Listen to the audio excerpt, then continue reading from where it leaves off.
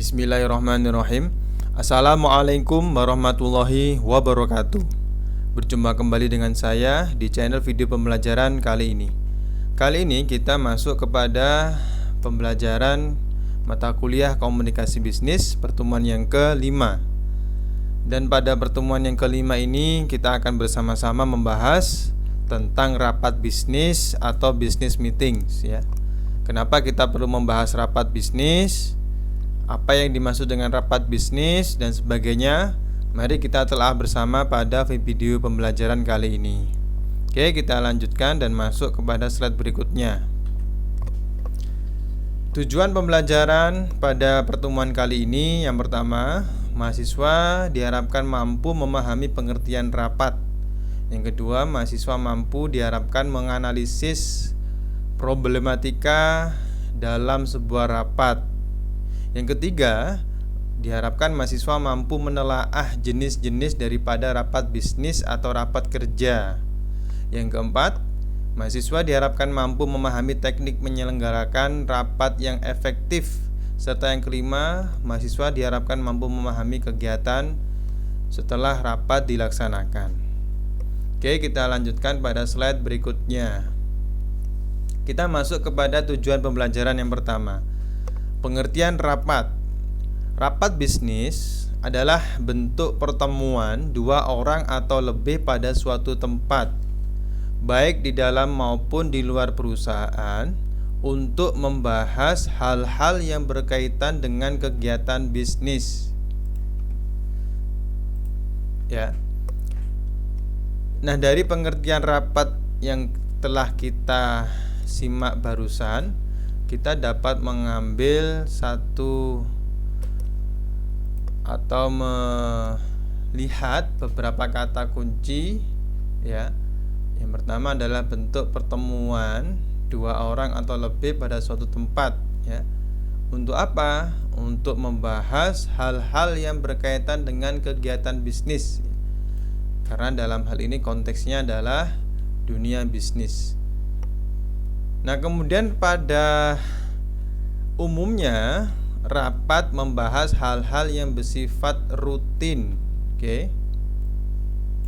Seperti apa? Misalkan membahas perkembangan penjualan harian atau mingguan, menyiapkan pendistribusian ke suatu daerah, dan menyiapkan berbagai kebutuhan bahan baku untuk proses produksi. Nah, baru saja kita bisa lihat tujuan umum ya diadakan kegiatan rapat itu adalah untuk membahas hal-hal yang sifatnya rutin ya. Nah, jadi bagaimana kalau tidak rutin? Umumnya rapat bersifat rutin ya, entah itu diadakan 2 bulan sekali ataukah diadakan melalui kesepakatan sebelum dilaksanakannya sebuah rapat itu sendiri. Nah, inilah pengertian rapat dan juga tujuan umum dilaksanakannya kegiatan rapat pada dunia bisnis.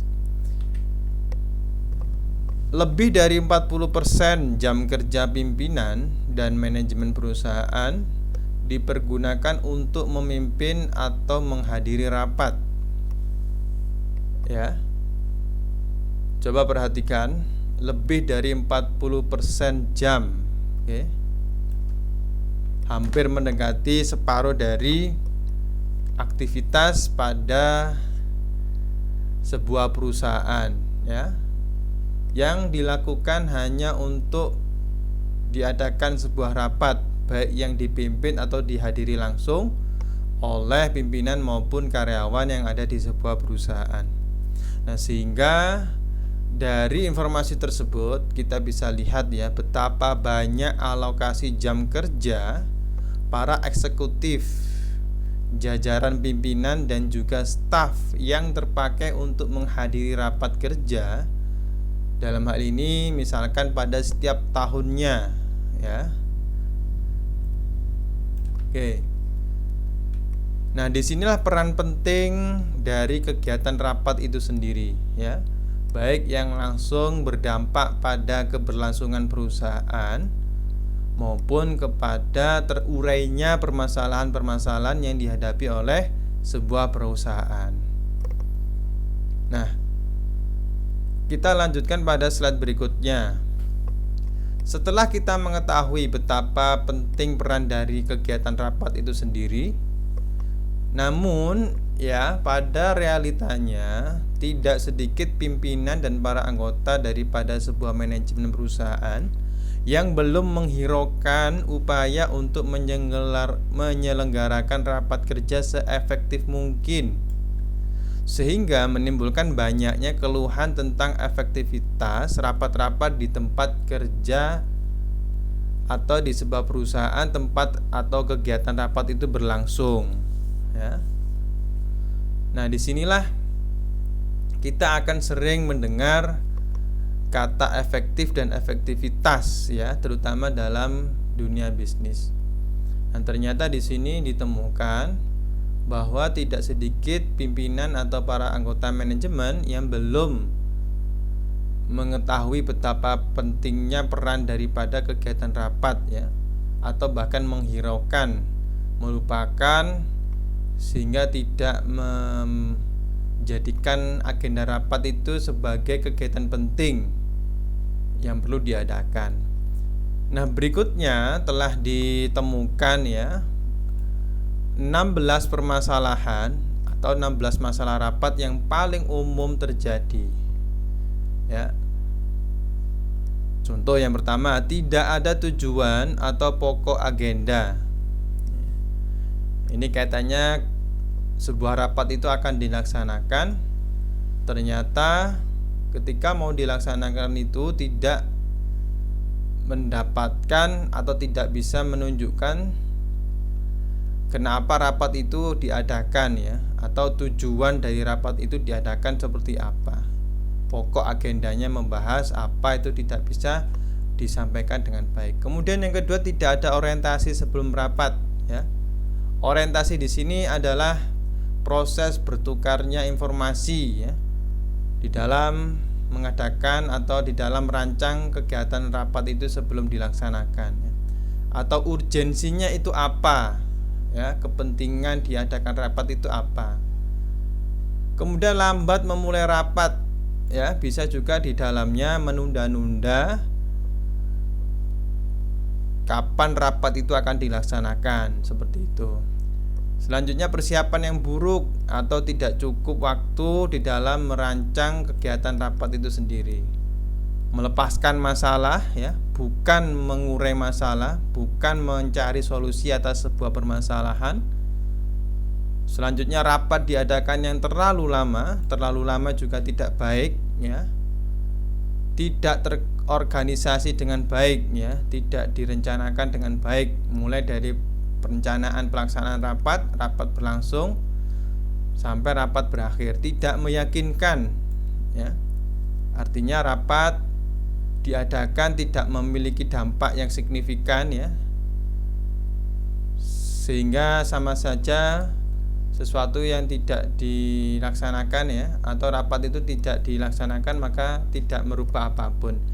Yang kemudian adalah kepemimpinan yang tidak efektif. Nah, disinilah peran penting dari seorang pimpinan di dalam memimpin kegiatan rapat, ya. Nanti kita akan lihat bagaimana hubungannya dengan pimpinan pada kegiatan rapat.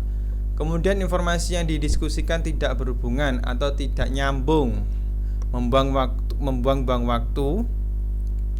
Kemudian adanya interupsi, gangguan yang terlalu banyak dapat mengganggu keberlangsungan dari rapat itu sendiri. Tidak efektif dalam membuat keputusan, ya. Artinya tujuan yang dicapai, permasalahan yang ditetapkan tidak bisa dijawab dengan jawaban yang tepat, ya. Diskusi yang bertele-tele, berlebihan dan menyimpang. Para individu mendominasi diskusi, melupakan adanya peran dari pimpinan dan kesepakatan kelompok, serta tidak ada hasil atau tidak ada lanjut, ya, utamanya setelah rapat itu diadakan.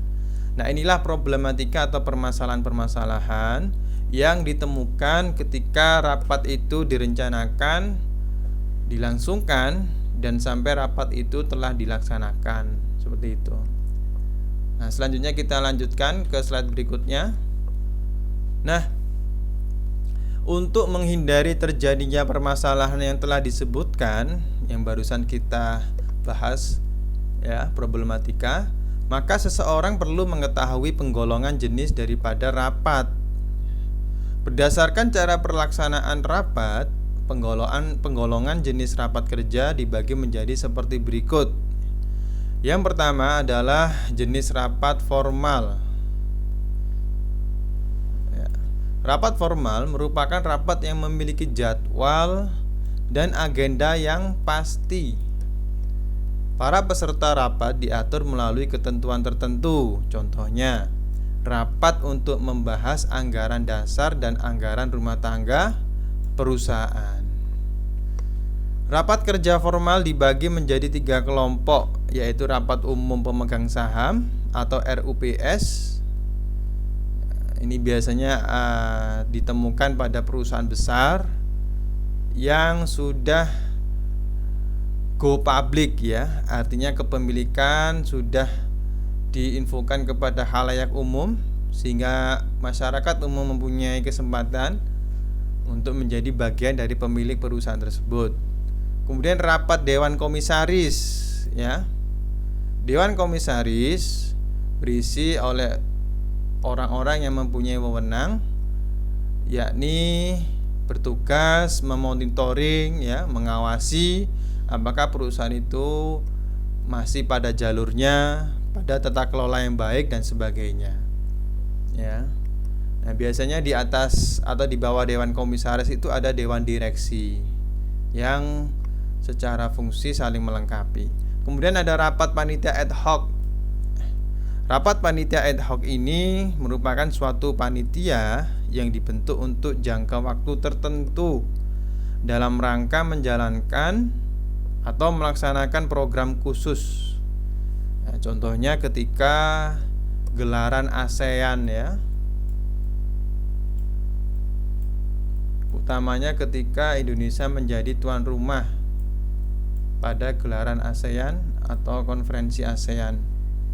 Nah, sebelum konferensi ASEAN diadakan, maka dibentuklah sebuah tim atau panitia yang mempunyai fokus untuk mempersiapkan jalannya sebuah event. Dalam hal ini adalah konferensi ASEAN, seperti itu.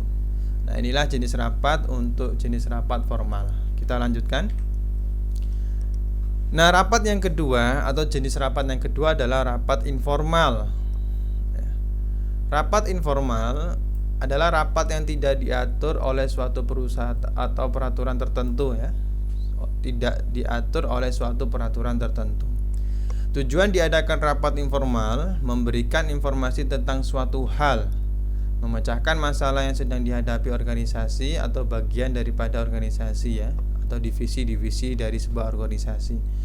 Sedangkan jenis rapat informal terdiri dari rapat untuk memberikan informasi, rapat yang diadakan oleh para staf atau yang diisi oleh para staf, rapat laporan perkembangan, brainstorming meeting ya, atau rapat penggagasan ide-ide, kemudian rapat untuk memecahkan masalah. Nah, ini merupakan bagian daripada informal yang berbeda pada jenis rapat sebelumnya, yakni rapat formal. Oke, kita lanjutkan. Nah, kemudian setelah kita mengetahui ya problematika rapat itu seperti apa, kemudian jenis-jenis dari rapat itu apa saja, nah, perlu juga kita telaah bagaimana tips atau cara di dalam menyelenggarakan rapat yang efektif. Setidaknya ada 3 macam faktor yang perlu mendapat perhatian cermat dari pimpinan dan peserta rapat. Supaya apa? Agar supaya berjalan efektif. Yakni yang pertama, prosedur atau mekanisme penyelenggaraan rapat. Ya. Artinya, sebelum rapat itu dilaksanakan atau diadakan pada suatu waktu tertentu, maka penting untuk memaparkan yang pertama adalah keputusan daripada pelaksanaan rapat itu sendiri ya. atau urgensi diadakan rapat itu, apakah memang penting perlu diadakan rapat ataukah tidak, ya.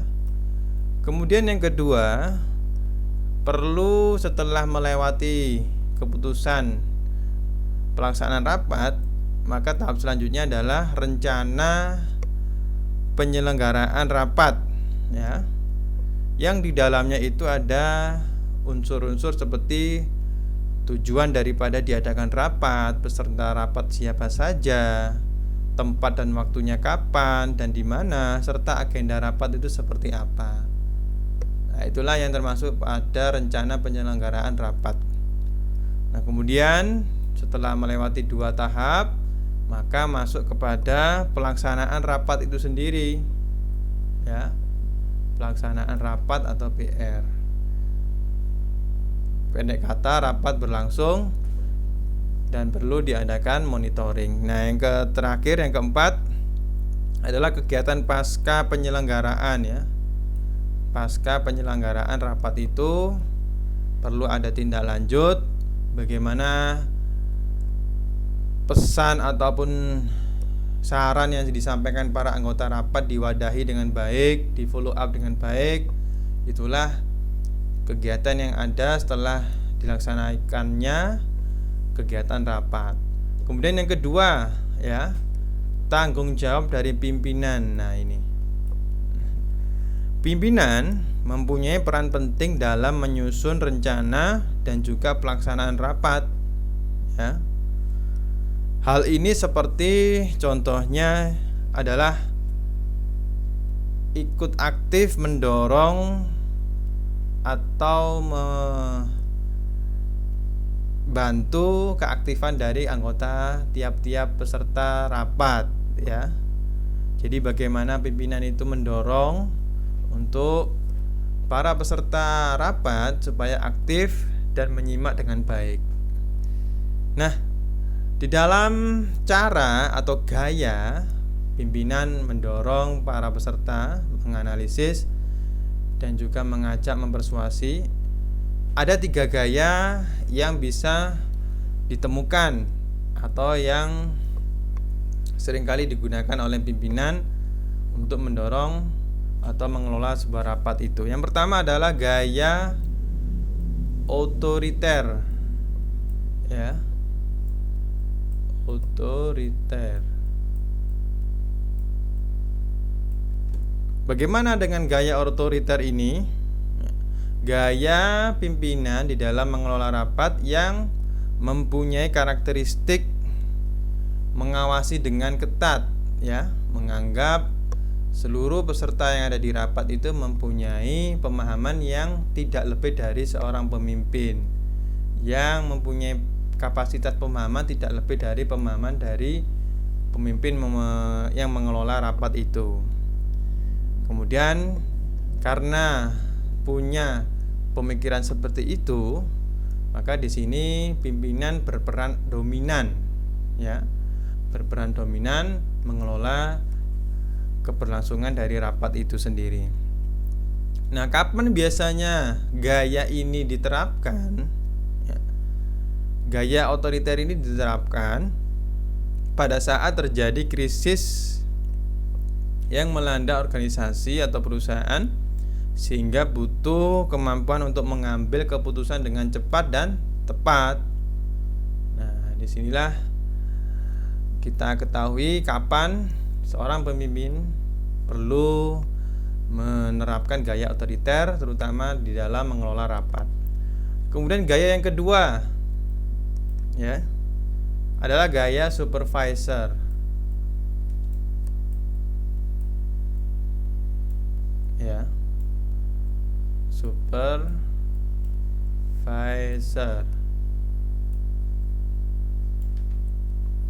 Nah, untuk gaya supervisor ini lebih fleksibel dibandingkan dengan gaya otoriter, yang mana tidak terlalu ketat, tidak terlalu kaku, ya. Bahkan seorang pemimpin menjelaskan dengan detail, dengan rinci instruksi ataupun informasi yang disampaikan kepada anggota rapat sehingga para anggota dapat mampu memahami dengan baik, ya.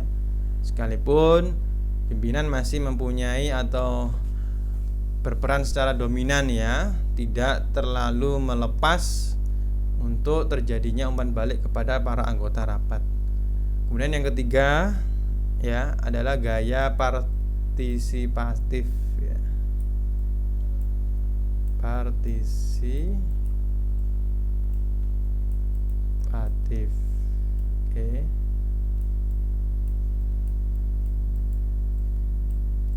Ya. Di sini gaya pemimpin yang dimaksud dengan partisipatif adalah aktif mendorong para peserta anggota rapat ya, terutama mengeluarkan pendapat dan menyimak rapat yang terjadi atau rapat yang sedang diadakan. Nah, di dalam pelaksanaan rapat juga pemimpin pada gaya partisipatif ini perlu untuk menjaga agar rapat tetap kondusif ya, sekalipun terjadi umpan balik kepada atau yang disampaikan oleh anggota rapat tersebut. Dan juga penting pemimpin mengendalikan ya, bila terjadi peserta yang terlalu berlebihan sehingga mengganggu keberlangsungan dari kegiatan rapat itu sendiri. Nah, inilah 3 gaya yang umumnya biasanya ditemukan ketika pemimpin mengelola atau memimpin sebuah rapat. Nah, yang ketiga adalah pelaksanaan keputusan rapat. Nah, ini hubungannya dengan ketika rapat sudah dilaksanakan ya. Keputusan rapat wajib ditindaklanjuti dan dimonitoring ya, terutama pada pelaksanaan hasil rapat yang sudah disepakati, termasuk juga saran-saran peserta yang disampaikan dan juga disetujui selama kegiatan rapat itu sendiri. Nah, inilah tips atau cara di dalam mengelola rapat yang efektif supaya tidak terlalu mengganggu dan bisa mencapai atau menemukan solusi dari permasalahan sehingga rapat menjadi media yang efektif gitu. Oke, kita lanjutkan. Nah, kita sampai pada slide yang terakhir ya, bahwa setelah rapat penting untuk dilanjutkan dengan tindak lanjut setelah rapat ya. Setelah rapat selesai ada beberapa tindak lanjut, diantaranya ada pengevaluasian rapat ya, terutama rapat sebelumnya membahas program misalkan ya, program tersebut sudah berjalan, maka perlu dilakukan evaluasi atas rapat pertama yang sudah dilaksanakan.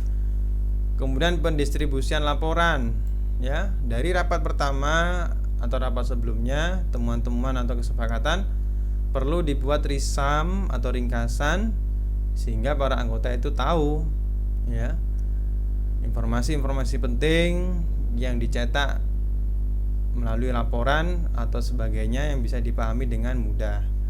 Kemudian dilaporkan ya, adanya pelaporan dan rekomendasi kelompok.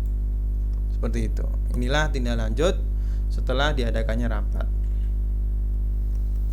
Nah, berikutnya adalah contoh bagaimana isi daripada notulen rapat ya.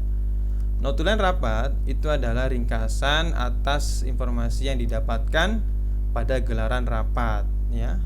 Nah, inilah gambarannya. Pada baris yang paling atas berisi judul notulen rapat, misalkan pendistribusian sebuah produk ke daerah X ya.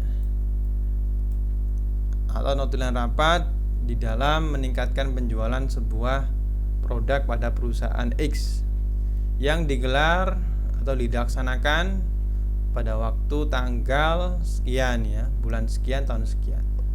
Peserta yang hadir siapa saja ya, apakah pimpinan, apakah hanya diisi oleh staf, ini disampaikan dan seterusnya. Nah, kemudian kalau ada pemimpin rapat itu siapa, ini diisi dengan keterangan nama. Rapat dimulai jam berapa, nah, ini adalah keterangan waktu menunjukkan rapat dimulai. Kemudian agenda yang dibicarakan ya, bisa disampaikan dengan point by point. Kemudian rapat ditutup jam. Setelah informasi rapat dimulai jam berapa, penting juga menyampaikan, menginformasikan rapat ditutup jam berapa. Nah, kemudian ada keterangan tanda tangan yang ditandatangani oleh notulis sendiri, ya, orang yang meringkas hasil daripada gelaran rapat. Nah, inilah gambaran notulen yang umumnya kita dapatkan dan kita ketahui atas penyelenggaraan sebuah rapat. Nah, itulah yang bisa kita diskusikan dan kita bahas pada topik mengenai rapat bisnis atau business meetings, ya. Kita sudah mempelajari dari pengertian sampai dengan bentuk notulen sebagai tindak lanjut atau sebelum menindaklanjuti dan memberikan dokumentasi informasi yang penting atas gelaran rapat yang sudah dilaksanakan.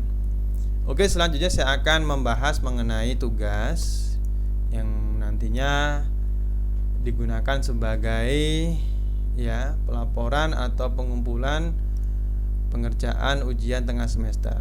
Oke, semoga berguna materi pada hari ini, dan silakan kalau ada yang ditanyakan bisa mengetik atau bertanya di pada kolom komentar. Saya tunggu. Terima kasih atas segala perhatian. Wassalamualaikum warahmatullahi wabarakatuh.